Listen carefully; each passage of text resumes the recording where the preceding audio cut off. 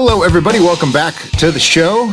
My name is Cameron English, Director of Biosciences at the American Council on Science and Health, joined again by my good friend and colleague, Dr. Chuck Dinerstein, who is a world traveler. Chuck, how was Spain in the spring? I'm really curious. Oh, the trip was great. Spain and France were both wonderful. We had some great weather, so it was in the mid-70s and blue skies and chance to be outside and enjoying some just beautiful parts of the world. It was really nice. Well, it was 102 here in Northern California, so thanks for sharing that with me. I really appreciate that. My pleasure. Okay. Well, we're back with two more stories. Chuck is the author of one, and I am the author of the other. Let's dive into these, both related to diet, nutrition, and epidemiology as well. So first up is good genes, good diet, or both. And this is Chuck's story about a new study looking at the development of type 2 diabetes. And then there was another paper that hit the headlines about a week ago, and it was promoting the idea that going vegan is a good way, or maybe even the ideal way to lose weight. So my story is going vegan, the best way to lose weight. So we're going to take these in turn. But Chuck, tell us about this paper that you wrote up for ACSH about a week ago now. It was actually a fairly interesting study as far as nutritional studies go. It involves some nutritional information from the Nurses' Health Study, which is a longitudinal study. And as all these studies do, it does use a food frequency questionnaire to get information about the diets of different individuals. But what was really different about this was that the nursing health study also has genomic information on all of these nurses, and this is what they used to stratify things. They went back to the UK's biobank and looked at patients with diabetes, and using this genome-wide association study, identified genes that they found associated with the onset of type 2 diabetes. So important fact number one is they identified two different sets of genes that were involved. One that involved a failure of beta cells, kind of the way you would think about a type 1 patient with diabetes, where the pancreas no longer makes insulin at all. So that's one pathway, though these again were type 2 patients. And the other pathway was the genes that were involved with insulin resistance, which is what we hear most commonly discussed in most journal articles, and certainly in the popular press, is that our diet causes insulin resistance, and this is the pathway for which we wind up both obese and with diabetes. So they took that information from the biobank and used that to characterize the nurses and their diet, and looked at the results overall. And the results were pretty interesting. Genes contributed about 53% of any effect in terms of developing type 2 diabetes. Diet in and of itself contributed about 38%. So diet was not necessarily as important as our genes. But as it turns out, as with all of medicine and all of biology, it always becomes more complex. When they broke it down and they looked at the people that had failure of their beta cells, which, by the way, interestingly enough, represented at least a quarter of the patients with diabetes. When they looked at those people, the effect of diet was very insignificant upon them developing diabetes. Whether they ate a healthful diet or a less than healthful diet, genetics seemed to be driving the situation more for them. For the patients that had insulin-resistant genetics, a smaller group, though again, as I point out, one that we think about more popularly, diet did contribute significantly more. About 80% of the effect of a patient developing diabetes was from diet in that instance.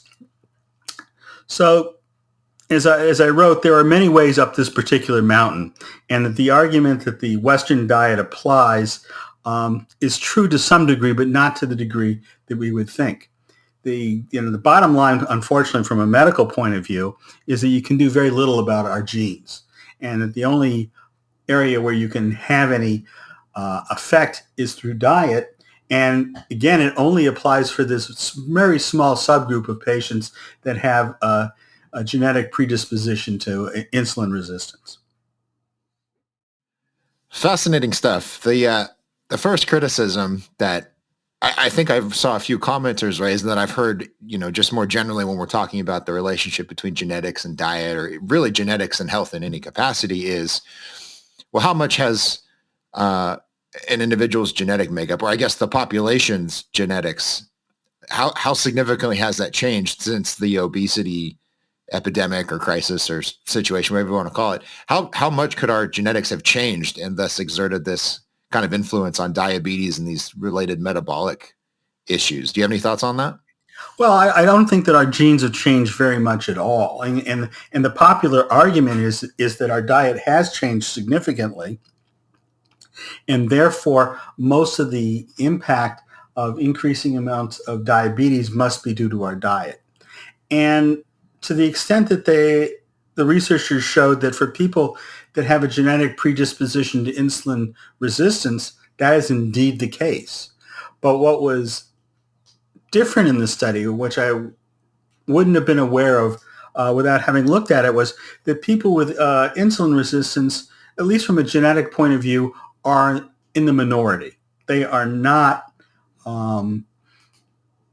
the largest group of people with a genetic proclivity towards diabetes. That really has to do with the people that have failure of these beta cells, where diet makes very little difference. And so does diet play a role? Yes, but not to the degree that the popular literature would make you think the case, or would make the case. So how much trust should we put in these results? Say you're the physician and I'm the patient, and I come to you and I say, I'm not a nurse, nor do I really care about nurses' health.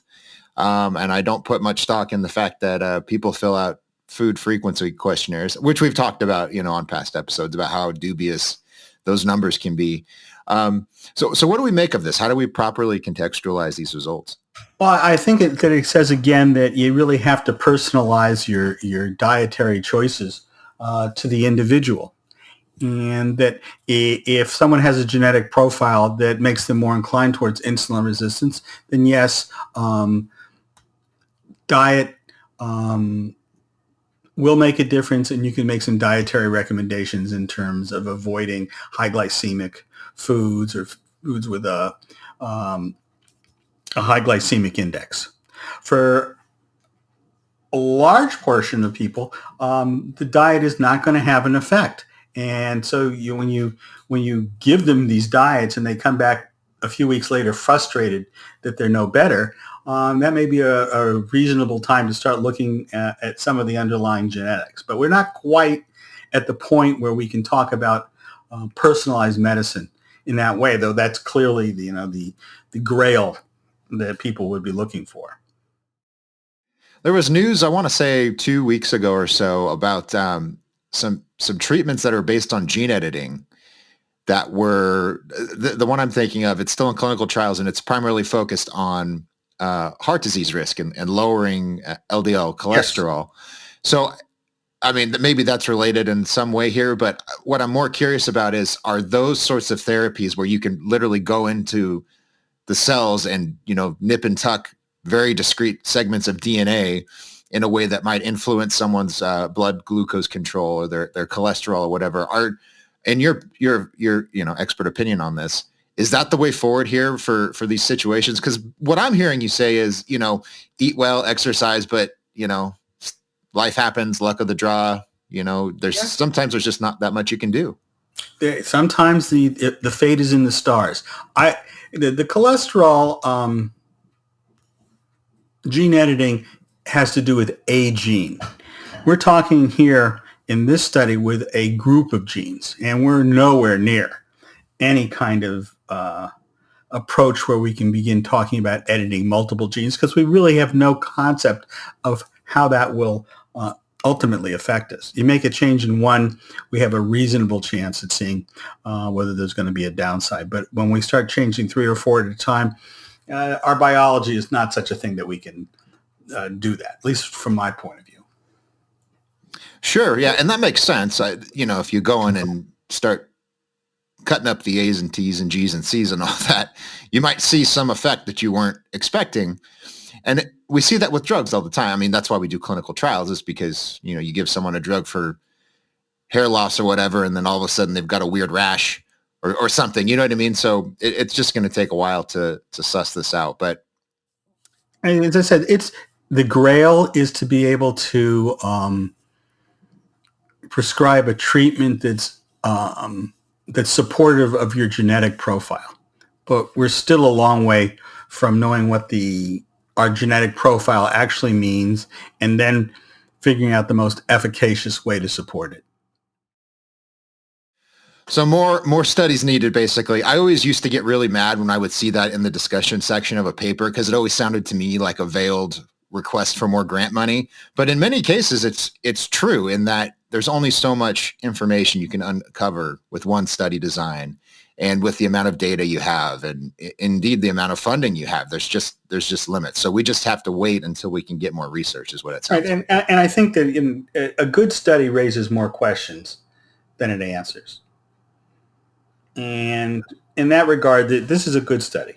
We can, pick away at various parts of it. But I think that the take-home message is that there's more than one genetic profile that may make you more likely to develop diabetes, that within those different genetic profiles, our response to diet is different, and that the blanket statement that you have to eat this or you have to eat that just doesn't work. Yeah, it's a very good point. It's a very good point. And that leads us into our second story about vegan diets being the best way, or at least potentially the best way to lose weight. Because this seems to run up against some of the wisdom you just shared about, sometimes there's just not that much you can do. So this was based on a meta-analysis. It was unpublished. I believe it was presented at a conference. But the researchers looked at 11 clinical trials, and there were just under 800 people involved in these studies. So they looked at how being on a vegan diet of some, varying quality, as we'll discuss, people went on a vegan diet and they were compared to either a control group where they just ate whatever they wanted, or they were on some form of the Mediterranean diet, which is, I guess, is sort of like a pescatarian diet. There's fish and nuts and yes, oils, that kind of stuff. But it excludes a lot of what I think most people would consider junk food, or, bad food, fast food, processed, whatever you want to call it. And they found that people on this diet lost somewhere between 9 and 14 pounds on average. And, the typical markers improved too. So blood glucose, cholesterol, all of the things that you would look at as a doctor and go, hey, we need to do something about your diet here. But what I found most interesting is that when you actually get into the paper and you look at the trials and you look at how they were designed, what you see is that the people on the vegan diet were on a reduced calorie diet significantly, I believe. Yeah. So that's one thing I'm curious to get your input on it. And it kind of bothers me because I see this in nutrition research a lot, where they're doing an A/B comparison of diets. And in many cases, the researchers have some investment in one of the outcomes, either because they've publicly said, hey, go on a vegan diet, or go on a low carb diet, or do the paleo thing and just eat raspberries and worms that you find in the dirt or whatever. And I don't think they do it intentionally, but sometimes there's somewhat of a bias in the design. So I've seen, for example, if they're looking at a low carb diet, they will set the carb intake for people at like 150 grams a day, which is, if you're trying to avoid carbohydrates, it's pretty high. So that might distort the results a little bit. And I think in this case, you may have had the same thing, because if you're trying to see, is there something unique about eating a vegan diet that's going to help you lose weight, you at least need to make sure that people in the studies are eating the same number of calories, right? That, as a baseline, I think that just makes sense. What are your thoughts? Oh, that right away is probably the greatest weakness in what they report. So let's say the following. Vegetables are a fantastic source of fiber. And we already know that elevated levels of fiber will correct cholesterol to some degree. So a lot of the biomarkers that they talked about improving on a vegan diet are going to improve if you eat a lot of vegetables, period. The other important thing about vegetables is that they are probably the least calorie dense foodstuff that we can eat, meaning you can eat a large amount of vegetables and feel full and not have consumed a whole lot of calories. So when you start looking at the control groups, unless they're eating at the same isocaloric level, you're really talking about people, as you said, the vegans are on a not necessarily a calorie restricted, but they're eating less calorie dense foods, so that they're going to feel full before somebody else does that's eating higher calories. And when you look and compare it to Mediterranean diet, where you can now introduce nuts and fish, now you're already back introducing calorie dense foods, especially nuts. Nuts are among the most calorie dense. So right away, there's a difference there. I think the other problems with the study is that the small sample size increases the uncertainty of the results. And that's compounded by the fact that there was really no adequate control groups, I think, as you alluded to. So that any of the differences they showed are problematic in terms of whether they have any real meaning. Yeah, there's so much to dig into here. And what this sort of research points me to, and I hate to say this because it drives me nuts when I see this online. I see dietitians and I see, diet bloggers and smart people, a lot of people with PhDs, they're working in this field or they're actually treating patients. They'll say, something like, calories in, calories out. You got to eat less than you take in or burn more than you take in, whatever the adage is. But I think despite the sort of heavy-handed way that message has been delivered over the years, it remains true. And I think this study shows it. And one of the reasons is that people may have been on a vegan diet, but they weren't really monitoring the quality of the diet. So maybe there weren't any animal products, but you can have lots of junk food, lots of sweets, tons of sugar on a vegan diet.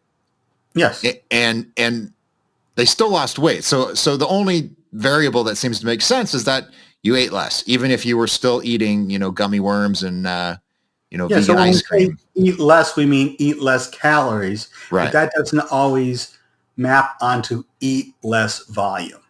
Yeah, that's a good point. And I think that's part of the problem with the study. The other thing is that you wrote about in the article is you mentioned the Duke rice diet, which has been around for a long time. And I would tell you that diet works, but it works only when you follow its fairly rigid routine to the letter. And the same is true for the granddaddy of those kind of diets, the Dinerstein diet, which reduced the cholesterol and showed evidence that you could that coronary artery plaque was remodeled if you stayed on that diet. But that diet involved not only attention to what foods you ate, but a fairly significant exercise program. And the Ornish diet also required you to meditate. And without doing all of those things, you didn't get the results that he demonstrated in his papers. That's fascinating. I would love to find out, and maybe we don't know yet, but like what's going on physiologically when is there something to following such an ascetic lifestyle that there's some impact there? I don't know. And the reason I ask is because you mentioned the rice diet, and this was pioneered by a researcher named Walter Kempner. And it turned out that this guy was a little out in left field, shall we say, and how he interacted with his patients. There were accusations of sexual assault later in his career and so forth. But if you just read the description of this diet, it reads like the ravings of a madman in a journal, but it was actually published in JAMA. So he's talking about people taking in 350 grams of rice. They're drinking fruit juice. They're not allowed to have nuts or avocados, dried or canned fruit. They cannot have bananas. Oh man, I would have a problem with that.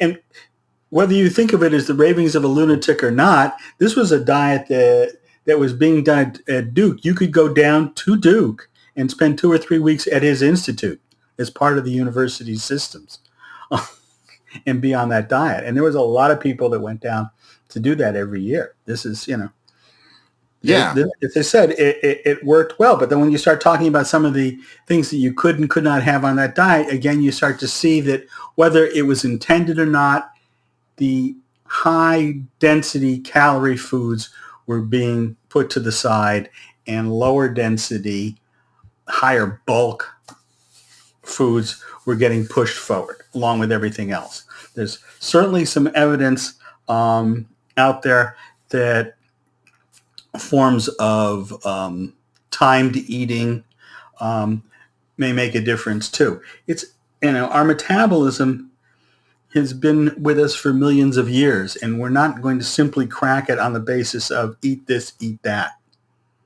It's just not going to work that way. That's just not how nature is.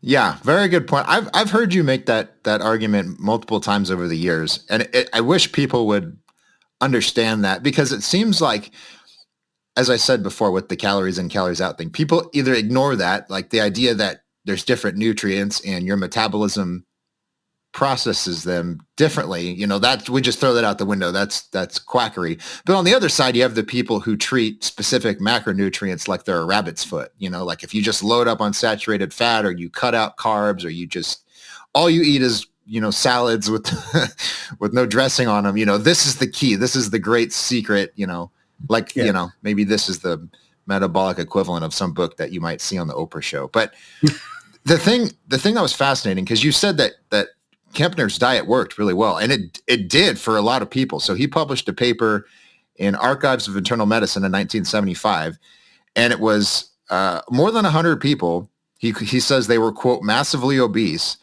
They each lost roughly 140 pounds on this crazy diet that, if I was to try this, I think, and maybe I'm wrong, I think I would be utterly miserable, just guzzling fruit juice, eating rice, eating a bunch of table sugar. This just seems like it would be so unsatisfying in so many ways, but it works. So you're the physician here. What do you make of this? Well, there's something to be said by the highly motivated patient in terms of doing things, not in terms of the placebo effect, but you're motivated enough to do it, then you can start to see those results with pretty much any kind of a diet. It's being motivated and disciplined enough to do that, and that part of human behavior becomes difficult. I mean, I can tell thousands of times that I knew that if I drove into the McDonald's, I would wind up with a Big Mac, no matter what I told myself before I got into the line. And so that was a question of discipline. I just knew that once I got in the line, I was going to wind up having a Big Mac. So therefore, you cannot get in the line. And that's a tougher discipline to take. That's for sure. But what's interesting is that works. And maybe that was what I was getting at earlier, in that, if you commit to something and you start doing it for even just a few weeks, I don't know if it's psychological, if there's some kind of metabolic adjustment that occurs, maybe it's both.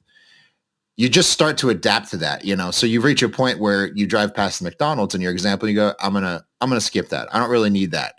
And you're not just punishing yourself. Maybe you are initially, but after a while you go, I'm actually okay. I'm going to survive without 2 patties, lettuce, cheese, pickles, onions on a set, whatever I can do without that, and I'm going to survive.